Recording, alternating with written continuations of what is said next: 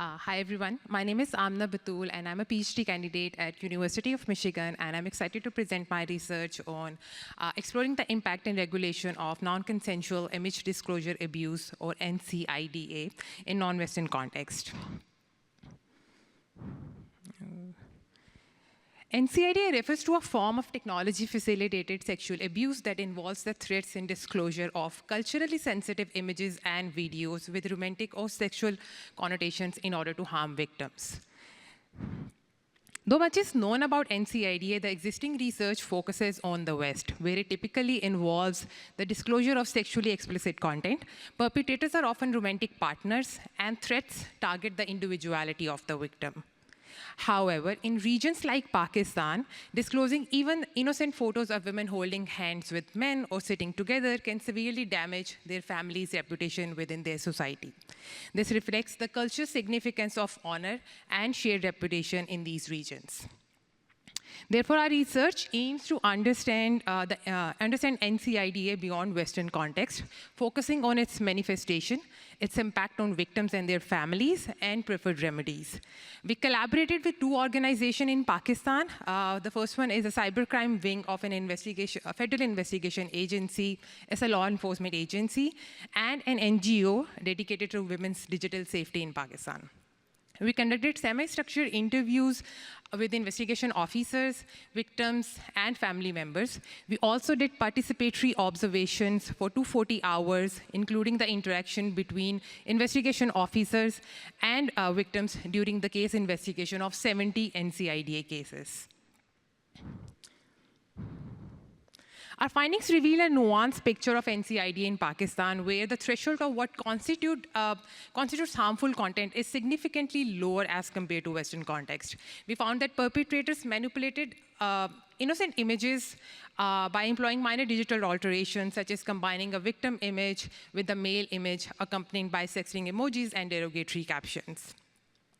And this easy generation of harmful content has expanded the pool of potential perpetrators beyond romantic partners and include friends, relatives, or colleagues who hold minor grudges.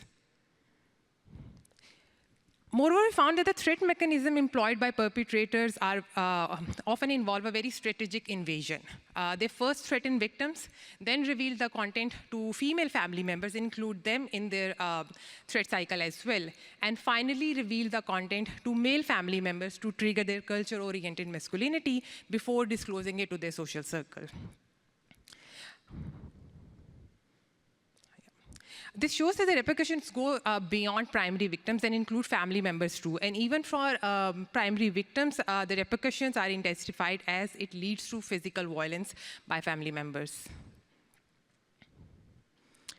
Our findings reveal a nuance. Our findings reveals that Western notion of NCID are often too narrow. Studying it in one different context, which is Pakistan, highlights its expansion across the dimension of content, perpetrators, threat mechanisms, consequences, and preferred remedies. Based on our findings, we have developed a preliminary theory that dives into how NCIDA operates within the framework of local norms. We anticipate that cultures that are relatively open to sexual norms see a narrower range of NCIDA as compared to cultures with strict notions. If our theory holds true, social media platforms could actually leverage it to develop a classification of countries based on their prevailing norms in order to better anticipate NCIDA on their platforms. Additionally, we recommend establishing local support by platforms and fostering collaboration between platforms and law enforcement agencies. Now that I've mentioned fostering relationship with law enforcement agencies, I want to give a brief overview of our ongoing work, which aims to understand how social media platforms interact with law enforcement agencies to combat NCIDA. And to achieve this, we analyzed the request law enforcement agencies submitted to social media platforms to access perpetrators' records when victim reports these crimes at law enforcement agencies.